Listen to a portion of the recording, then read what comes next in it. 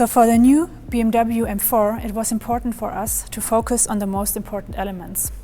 We emphasized the kidney and made it the main feature in the front. It is bigger and there is much more functions in the kidney. The air is not only going in on top, but also on the bottom. The whole kidney goes into the bonnet and gives it a very powerful look. Also, we have the typical trapezoidal M graphic down here, which creates the big air intake in the front. We know this theme from other M cars, but now it's even bigger. With the surface on the side, it helps to bring the airflow into the air curtain on the side and goes right onto the wheels. The car has a wider track than the series car. This is good for driving stabilities, but it's also great for design because the car gets better stance. To emphasize this, we have a crease line here in the wheel arch in the front, so the car gets really sitting on the road. When we go in the back of the car, we have the same sharp line than in the front.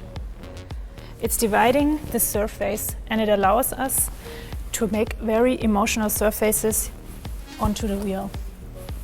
Also, a new theme is the black rocker, which goes from the front to the rear. It makes the car more lightweight, and it's also designed with very small radii and a very flat surface here, which makes it look like a blade. In the rear, we have also focused on the most important elements, which is the exhaust pipes. The double round exhaust pipes are known with all our M cars. All the surfaces help to emphasize them. They are bigger than the predecessor and they are embedded in a very big diffuser. And the two fins on the side go directly into the carbon fiber, where you also have the same fins in the roof. So the M4 is a simple and bold statement. All the M cars are polarizing, and they are not necessarily pleasing everyone. They are meant to move people, not only physically, but also emotionally. Yep. And I think probably the most iconic element of the front on the new M4 are the kidneys. And those kidneys have been carried over identically in their external perimeter geometry on the race car. They've been opened up internally for the care and feeding of the racing engine, but ultimately it's still the same geometry on the perimeter, and it's also very, very similar at the front with the trapezoidal sort of lower mouth of the car. And I think together with those elements, the headlights also have this kind of very strong forward inclination, and that's also referencing the new M4, but carrying it slightly further and giving it a little bit even more determined expression. And for a race car, I think that's entirely appropriate given the purpose of it.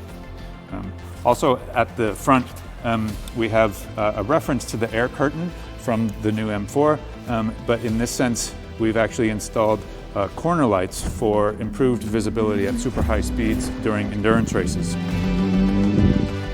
And this boomerang shape is actually the same as the shadow that's created on the new M4's front surface. But for the race car, this contour is incredibly important for the aerodynamic performance at elevated speeds, but also at different angles of yaw. And so that's one of the reasons this corner is a bit different than on the M4. Another important aerodynamic element of the race car is the front splitter. And that front splitter creates quite a bit of downforce, but it's also essential to the feed of the underfloor, which is also an incredibly important aerodynamic component. But that front splitter transitions around to the side, and you can see that same carbon fiber construction carries over to the rocker panel. And that rocker panel actually continues in a graphical way all the way to the back and serves to thin the car in terms of the overall proportion, in terms of how you would read it from a distance. There's also a kick on the race car that gives a little bit of a forward inclination to that lower graphic. I've noticed, I mean, this is something that we already know from the M8 GTE. Yeah. And we have also implemented it in the series car, the black element, to give it more of a lightweight feeling. Exactly, right. Yeah, it helps the proportion. I think the other aspect of the new M4 production car is that it has this kind of continuous loop from the A-pillar down to the air breather detail on the body side, and then down into the lower feature line of the body side. And the race car picks up on that exact same constellation. You'll notice we actually don't have an explicit air breather, but rather an entire area dedicated to letting exhaust air out of this area of the car. But the contour of that line is referenced directly from the new M4. And so it has that continuity that ties the car together, but also helps to kind of structure it exactly the way it does on the production car. It also looks like you were carrying over the roof. Mm-hmm. Yep. The geometry of the roof and the rear glass is identical to the M4 production car, including the fins, but also this very flat rear glass. And that very flat rear glass is essential to an efficient feeding of the rear wing. And that's what makes the new M4 such a great basis for the race car, is that the rear wing, which balances all of the downforce that we gained at the front with the front splitter, with this rear wing. And it really makes for a great handling car. Let's see the back. I have noticed before that it looks very different to the production car. In some areas it's quite familiar, but down here it's very different, right? Mm-hmm. Yep. Yeah, you're right. So probably the biggest difference is defined by the added width. So the car is about 75 millimeters wider per side than the production car. And so because of that, we have the very generous fender flare. But yeah, it creates a wider constellation at the rear. The lights are carryover from the production car. This geometry is all identical. We do have some added technical elements for serviceability. These are quick releases for this rear deck lid.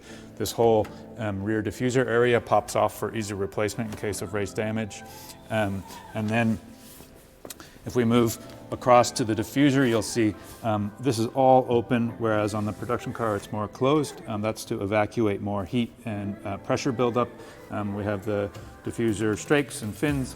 And then where the production car has the reflector, we actually have an air outlet for the rear wheel arch, but the line very much references the production car quite literally.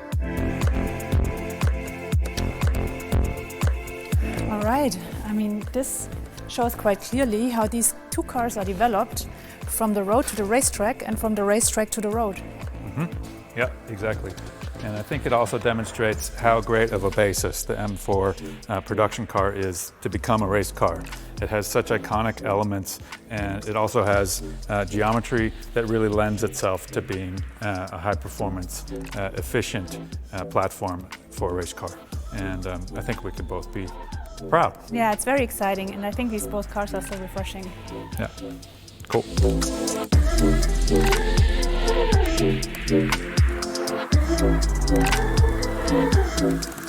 Thank you.